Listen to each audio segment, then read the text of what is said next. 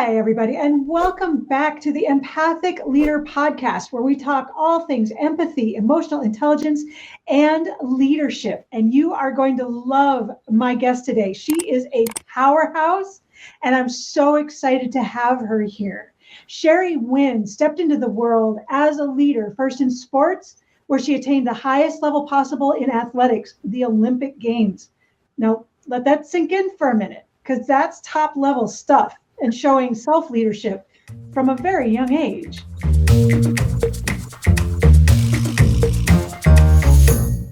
She then led college basketball programs for 23 years, where she won a national championship and took teams to 3 Elite Eights.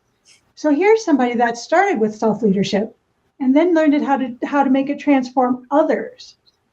Since 2012, as CEO of the Winning Leadership Company, she has delivered over 3,800 hours of leadership programs where she has developed Olympic-level leaders. And as a public speaker, she's spoken to audiences as large as 14,000 for companies such as Dell, McDonald's, and Adobe, and spoken everywhere from Gillette Stadium, airplane hangars, baseball diamonds, and too many hotel convention centers to mention.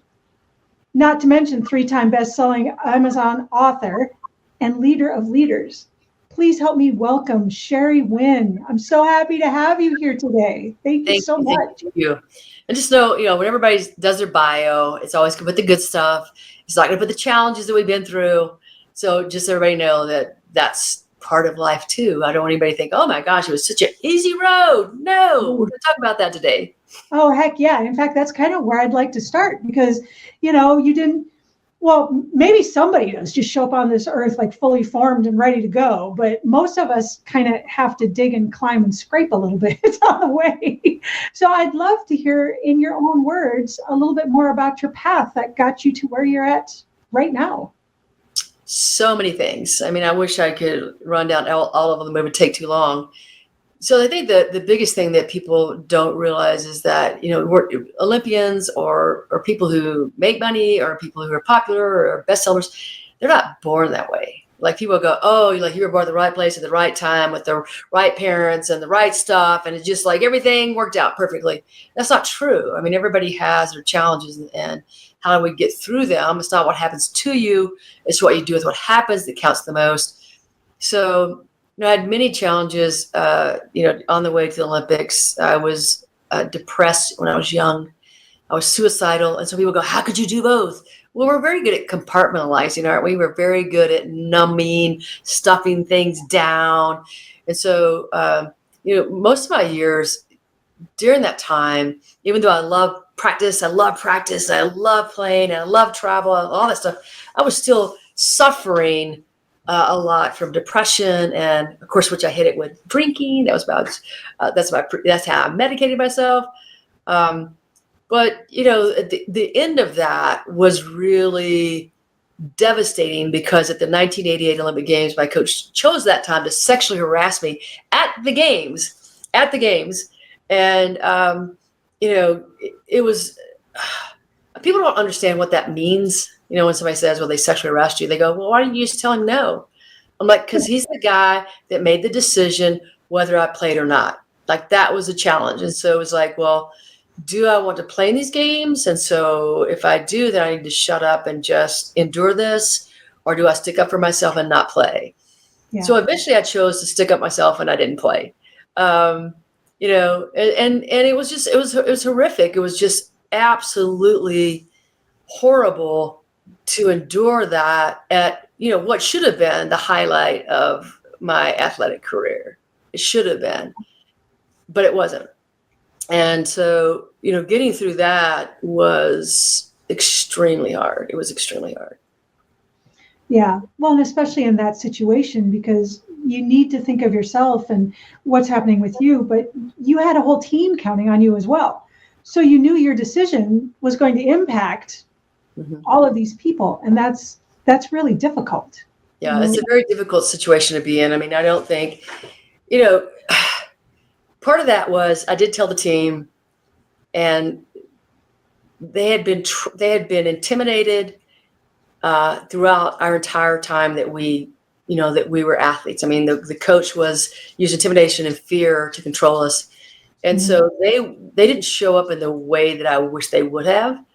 But I also understand that they wanted to be in the Olympics. They wanted to play in the Olympics. And they're like, you're not going to say anything, are you? That's the first thing they said. You're not going to say anything, are you? Like, you got to keep this quiet because, you know what'll happen. He'll explode. He'll go crazy. And I get that from a perspective now. Back then, I couldn't have gotten it because, look, I was a young person. I thought everybody should just, support me and jump on the boat, and disappointed in them. And now I know, I understand. I totally understand where they were coming from and why they couldn't, at that point in time. Yeah. Yeah. Which, also takes a lot of insight, because it's such an awful position to be in. But the other part of that too, that I think people tend to forget, is people that do this, it's never a one-time thing. So how many other people did he treat that way? And how many other people could you potentially help by stepping in the way you did? Right. I know last time we were talking about some of the stuff that's gone on with the Gymnastics Federation, and how long it took for people to come forward and say, this has to stop. Right. So it was, back, I remember, like, this was 1988. So women were still not supposed to speak up. They didn't have the power to do that. It was a different time. And he had already been called out. There had been another player who had said that he had done this. And one of my teammates went with her, two of my teammates went with her to, help her talk to the federation, our executive director and our assistant coach. All of them were cut from the Pan American team. Every single one of them. The assistant coach was let go, the two players who went with her, and the young woman who said this is what happened, and they were all cut from the team, every single one of them. So they had already said, like, you're supposed to endure this, basically. That was the message that was given to us. The cool thing about that moment is I had made the decision that I was worthy enough to not allow somebody else to abuse me. That was a decision that I had made. That was, believe it or not, a starting point, even though, like, afterwards it struggled for a while. But it was a starting point to say I'm worthy and to step into worthiness, which a lot of people never do. They never take the moment to say, look, I am worthy. I am okay, and I'm enough, and I'm worthy to not allow other people to treat me in this way. So that was a big turning point. It's a starting point of really me flipping my life around. See, just because you and I have only had the opportunity to talk once, but just talking about this stuff has really sat with me ever since then. Because, you're a star athlete. I did music, and it was the same kind of thing where you're only as good as your last performance. You're only as good as what you did last night. You're never going to get any better. There's always someone else practicing. You need to be in there doing more, going farther, hitting harder, doing the, and in the middle of all of that, which after a while becomes the self-talk in your own head, you forget that you're worthy, because you're never going to be any better than your last performance. And there's always someone better at your heels, supposedly. So, it just, the comparison kind of blew my mind a little bit. Well, it's what we teach. We don't know what we're teaching when we teach things like that. Yeah. When we're saying, you've got to work harder than anybody else in the world. If you're only as good as your last performance, like you said, somebody else is always going to be there. If you're not working 24/7, they're going to take over your spot. All this kind of things that we're taught. And even some that I reiterated as a coach, not knowing better, they're not positive things for people to live with. These are not the way to move people forward. It is that subtle message of unworthiness. You're not good enough. Instead of saying things like, you've really done enough today. You had a great practice. Go home and feel good about it. You're amazing. You're at the top. You're working every day to the top level of your potential. It's amazing to watch you. We don't get those messages. It's always that fear-based message that keeps us working harder and harder and harder and never feeling quite good enough. Yeah. So out of curiosity, because I'm sure you didn't suddenly just wake up one day and integrate that I'm worthy. How did you make that transition? Oh, man, it was a lot of reading, a lot of journaling, a lot of self-reflection. And eventually it was going to some therapist who believed the body, mind, and spirit were all connected, which it was something I had not believed before. I was like, there's a physical body, and then there's emotions somewhere out there, and they're not really important. And then there's Yep. In fact, we want them in a box so they don't get in the way. yes, Have it down. yes, Yep. stuff them, don't deal with them. Nope. Nope. So when I developed chronic pain at the age of 35, I couldn't sit, stand, or walk. Went to 17 different medical professionals, had every test known to mankind, and they're like, "You have chronic pain." I'm like, "Well, I could have diagnosed that." Yeah. I knew that in the first couple of months. Like this is, so they really didn't have an answer for me, and I decided, look, they don't have an answer. Somebody has an answer. So I went to Eastern medicine, and this is where I met up with these different kind of therapists, if you will, who said, it's all tied together, and we need to work at each aspect of you to help you get healthy. Mm-hmm. And I thought, well, that's stupid. That's stupid. Like, this is just, and because I was in such pain, like I would have done anything at the point, like I'd have put, snake oil on my eyelashes if it had made a difference. I went back to them over and over again. So, because I got a little bit better, and I was like, man, I got a little bit better, so I'll go back, because it was the only relief I could find. And I refused at that time, even though every single doctor I went to see offered me pain meds. And I'm like, no. Is this going to heal me? No.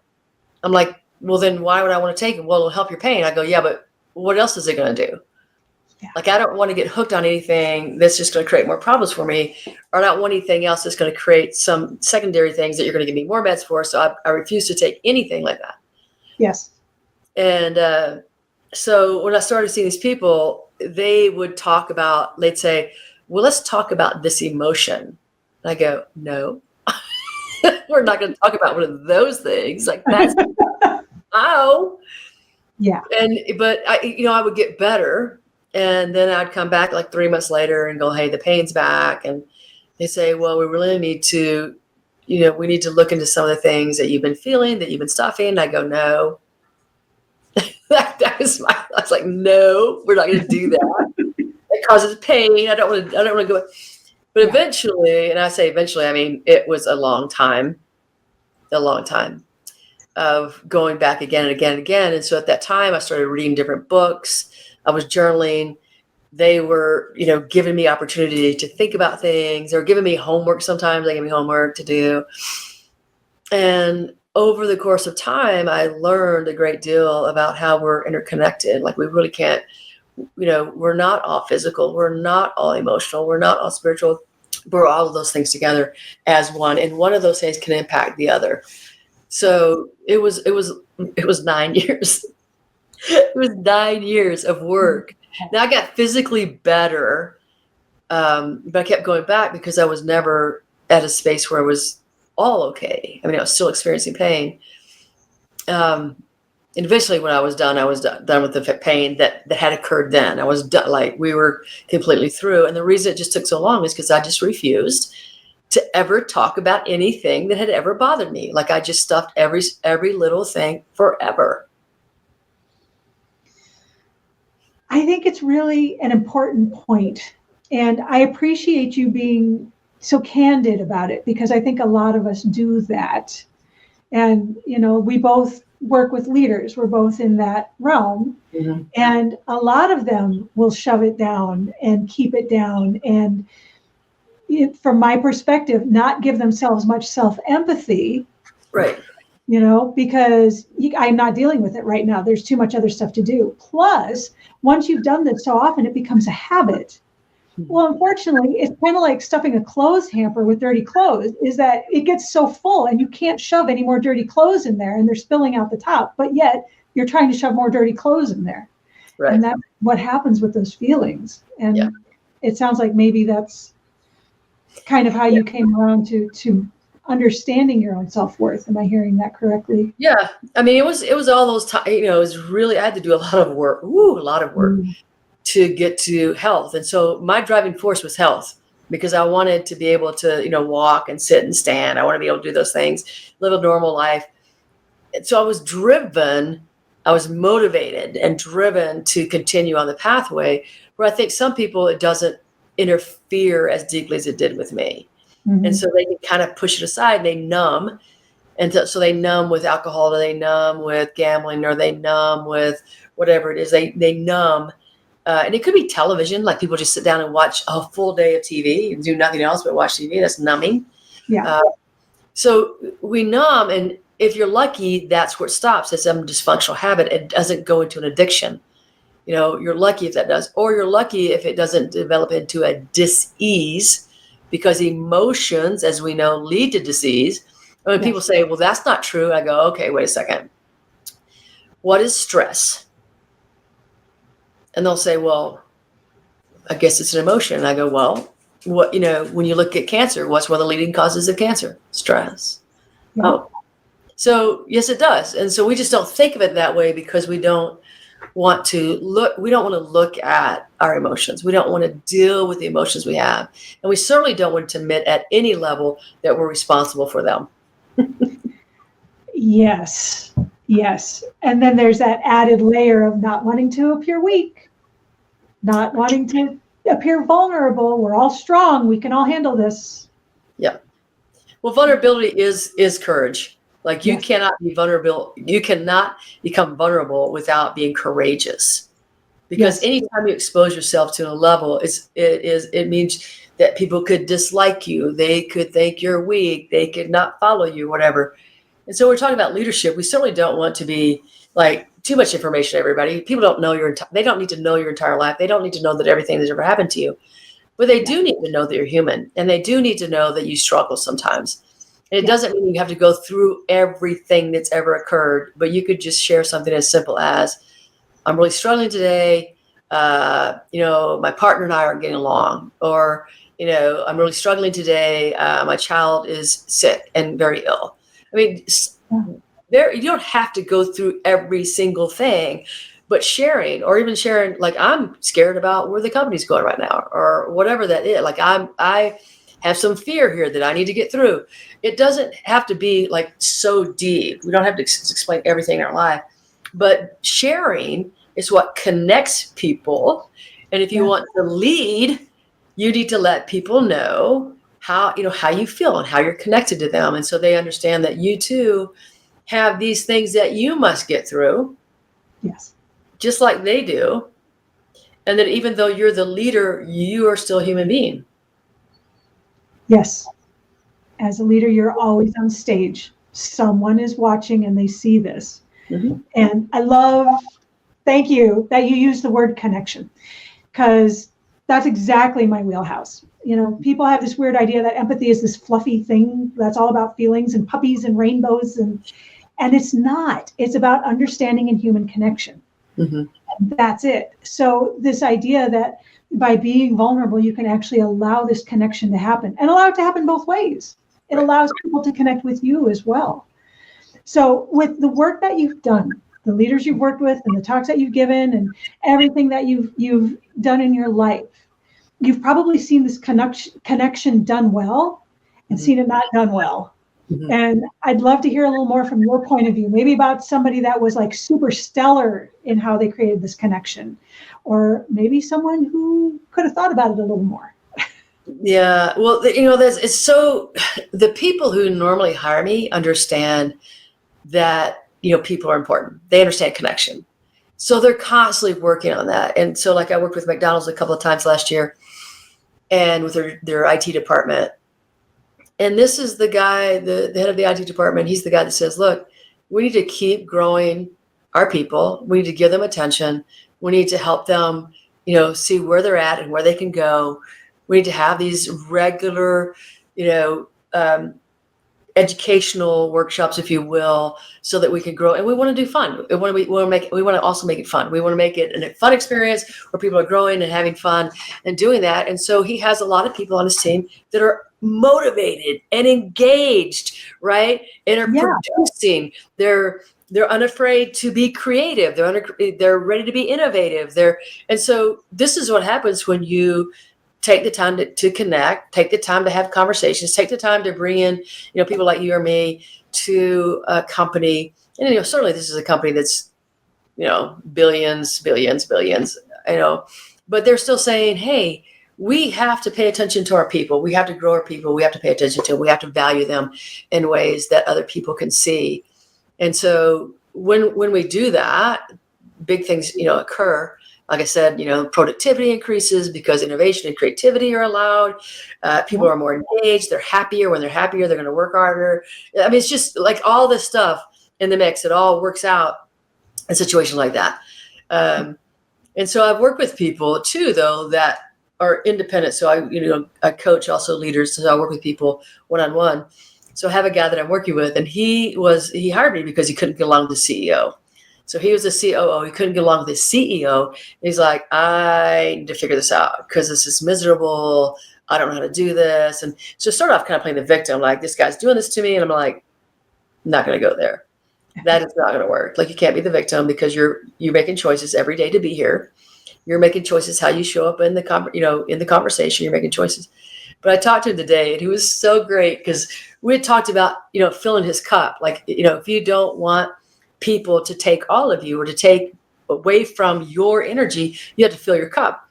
So he was watching all these, he'd get up in the morning and he'd watch these political pundits speak. And I'm like, you gotta cut that off. He goes, but I like it. And I go, how's it make you feel? Empty. He goes, empty, frustrated, angry, mad, enraged. It's okay. So we're going to cut this out. And what I want you to do is I want you to listen to a positive podcast instead. He's like, grumble, grumble, grumble. And when I talk to him, he's like, oh my gosh, I am so happy. I'm so happy. And I'm having a great relationship with my CEO because it doesn't matter what he says to me. My cup is full. And I'm like, there we go. Right. And so you see that even when his CEO did not change, but he changed. And when he changed, then he became happier. He's having more fun. He's like, this is great. I love what I do, making a bigger impact on his team. So those are the things that can change, like with just connection. Yeah. Well, and it sounds like connection with himself as well. That's what I meant. His connection. Yes. Yeah. You start with his connection to self, which changes all your connections. Wayne Dyer said, when you change the way you look at things, the things you look at will change. And that change starts within you. Yes.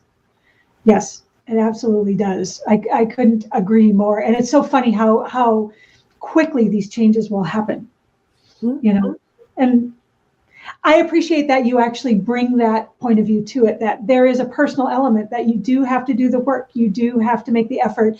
You do have to take responsibility.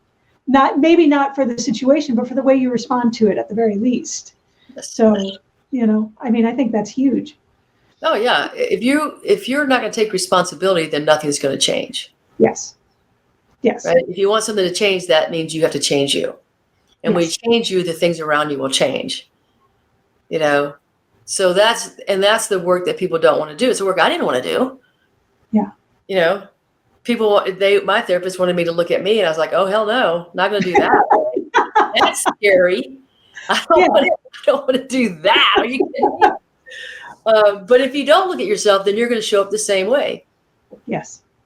Yes, absolutely. And that goes back to kind of how I had opened things up, because looking at your path and your trajectory, you were able to be a leader of one. I mean, beginning with just the discipline that it takes to be able to be a top level athlete, but also to be able to say, yes, I don't want to do this work. And I'm probably going to resist it for a while, but eventually I will come around to the place where, yes, I need to be able to lead myself to be able to get out of that. Mm-hmm. So was that something that was just kind of inherent for you with the work that you did as an athlete and then being able to continue on throughout your life? Or is that something that maybe you picked up from somebody else, or you picked up in training or in reading or something? So I was probably my best gift, and we all have gifts. My best gift was I was a motivated person. Like I am motivated, get up, I'm disciplined, let's go. I got that stuff. Yeah. So that was there for me. Thank goodness that I had that innate gifts and qualities when I started, right? That was super important. Yeah. Everything else, like all my belief systems, I learned. I had to learn the thought habits that were not helping. They were not helping me. They were not helpful. They were Yeah. certainly very painful thought habits. I didn't know that I had them.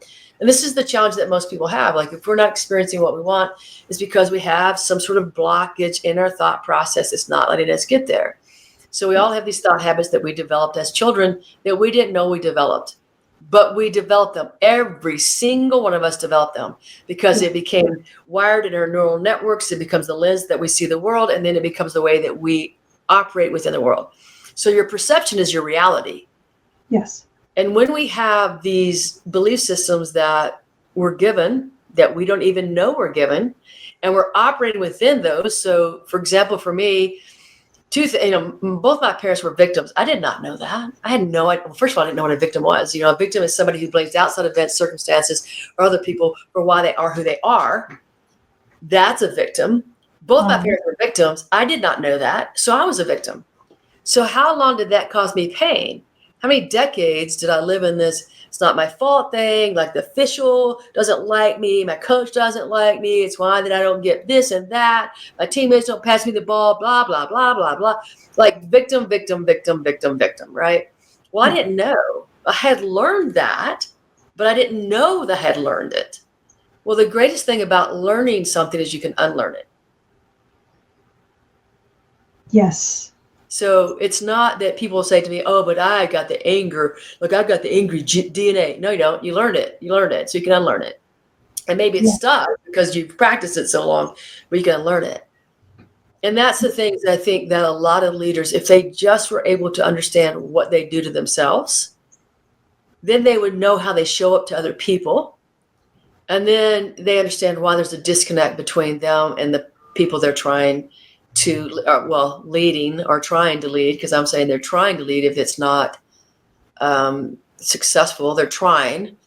Yeah. They're leading if they get it, right? They're leading if they understand what they're doing. There's a difference.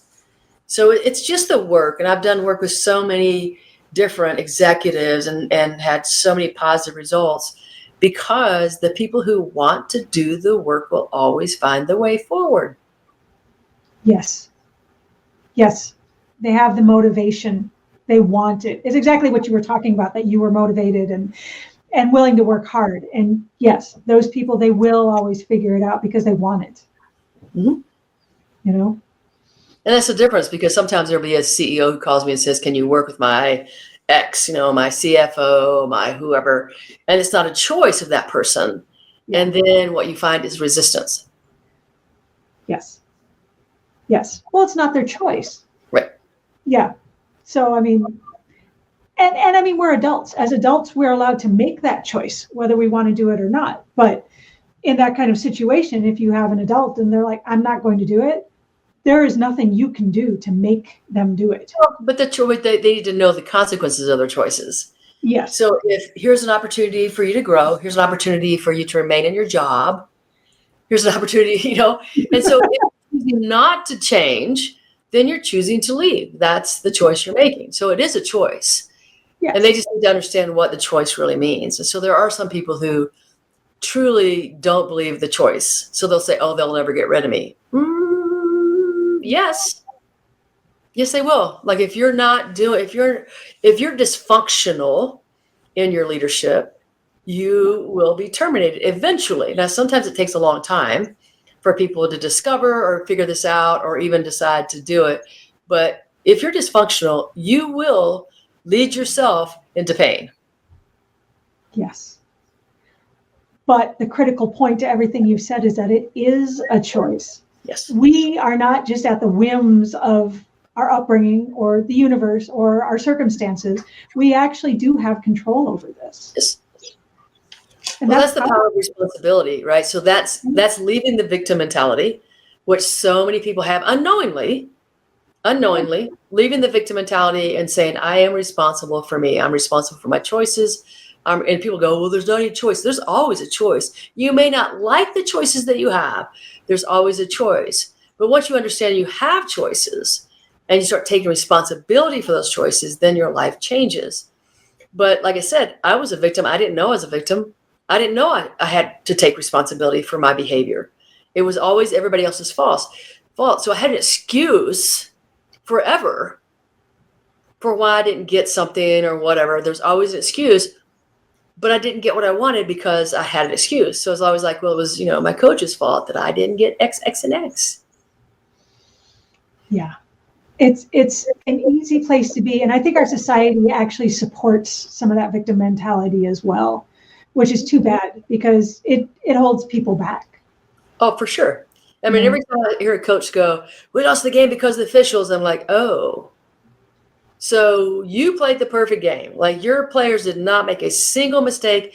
You didn't make a single mistake in a call that you made. And the officials made one call that you disagreed with and they lost you the game. That's a victim mentality. Yes. That's the victim mentality, right? And it's not true. Like, I just you have so many, whenever people end up someplace and other people feel sorry for them, I'm like, well, here's the thing. You want to have compassion, but you don't need to feel sorry for them because they, over their lifetime, have made these little micro choices, little small micro choices that have put them where they currently are. They made those choices. You didn't make them for them. They made the choices. And so now they're living the consequences of all those little micro choices that they made over time. Yeah. Yes, absolutely. Sherry, this has been amazing. And so much of what we talk about and what we do really runs parallel. So this has been fantastic. I have one more question for you. Okay. So if you can think of a leader, alive or dead, known or unknown, that has had an impact on your life and how you do things, who would it be and why? Well, I'll say Dr. Wayne Dyer. So I read every single book that Dr. Wayne Dyer wrote and listened to a lot of his. He used to be on PBS a lot before they said it was too spiritual. We got to kick him off. But he really resonated with what he said in his books and then the way he spoke. So he was a guy, and I would say to people right now, if you haven't ever heard him, if you've never read a book of his, they're still very much, relevant to who what you're doing today and to your pathway forward today. So he's one of those people that, I still go back and read The Power of Intention. It's one of my favorite books that he wrote. So I still go back and reread some of those, definitely. Cool. Sherry, thank you so much for joining us today. It's just been such a pleasure. Where can people find you? So let me just offer people, anybody who's listening today, I'm going to make you a special offer today, and that is this. You can, if you would like to discuss any of these things, if you're not getting what you want, if you feel like you're stuck, if you feel like you've been working at this a long time and you're still not at the space you want to be in your career, or your team's not producing at the levels you want them to produce at, you could have a free FREE live conversation with me for 45 minutes where I will guarantee you 3 takeaways that will change your life. Guaranteed. Now you're like, free, what's the catch? Here's the catch, folks. You have to promise to rant and rave about me to other associations, organizations, and people, or your own association. That's the catch. So you're just going to market for me. Meanwhile, you get a free 45-minute conversation with me. The value of that is over a lot. $350 for that one 45-minute conversation with me. So you can find me at thewinningleadershipcompany.com, www.thewinningleadershipcompany.com. Just shoot me an email and say, hey, I heard you with Dr. Melissa Robinson-Winemiller, and I would love to take you up on your offer. Well, and definitely anybody who's listening, take her up on that, because if you only get 3 takeaways, I'll be amazed. And we will have all of this in the show notes because, yes, take advantage of this offer, everybody. Okay, and thank you so much, everybody, for listening. I appreciate you tuning into the Empathic Leader podcast. Please like, subscribe, and comment. And we will see you next week when we will come at you again with all things empathy, emotional intelligence, and leadership. Bye for now.